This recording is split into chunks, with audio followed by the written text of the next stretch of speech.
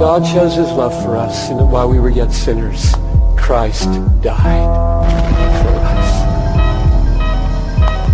So there is therefore now no condemnation to those who are in Christ Jesus. Ever since the fall in the garden, man has been hated. Ever since the fall in the garden, man has been hated.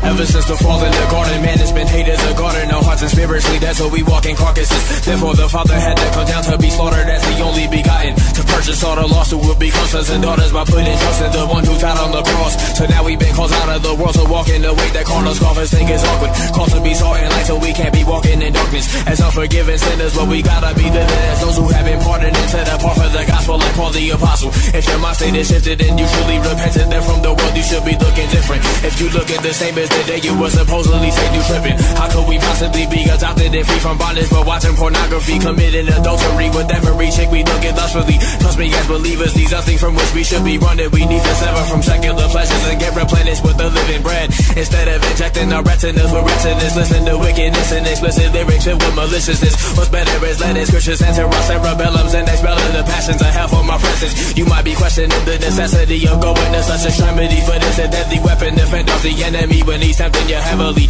And this equipped with the gospel is the remedy to put an end to the fleshly tendencies when they're trying to leave you deceased. But if under bondage of sin you've been released, then act accordingly, or hear the Son of Man say, I never knew you, depart from me. What the law could not do, weak as it was through the flesh, God did, sending his own Son in the likeness of sinful flesh, and for sin he condemned sin in the flesh in order that the just requirement of the law might be fulfilled in us who walk not according to the flesh but according to the Spirit.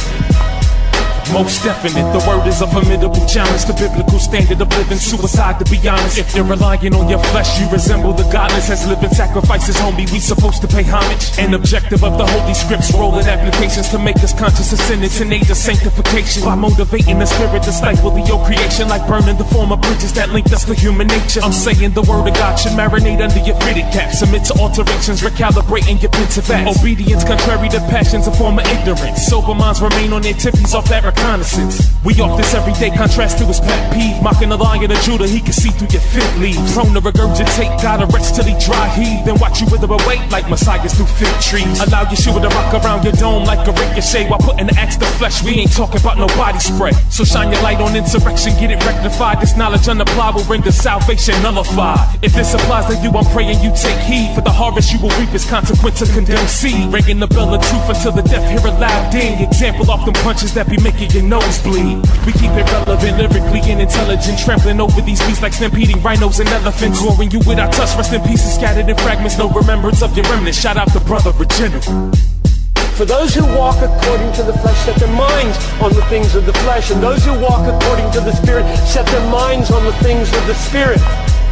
The mind that is set on the flesh is death, and the mind that is set on the Spirit is life and peace. For the mind of the flesh is hostile to God.